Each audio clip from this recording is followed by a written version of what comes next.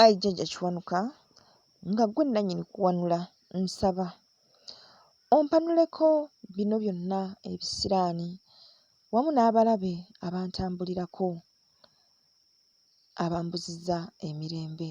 Mukama wange nsaba ompanulire emikisa, ompanulire obusobozi obwa buli bwetaavu, ompanulire emirembe n'okufuna era bwe ntyo nsaba ompanulire obubaka obuluŋŋamu nsobole okkola ensonga za bajjajjange mu buluŋŋamu era nzituukirize.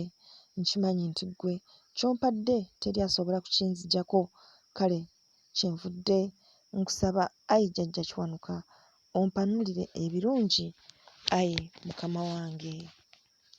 Weewaawo, weewaawo, weewaawo.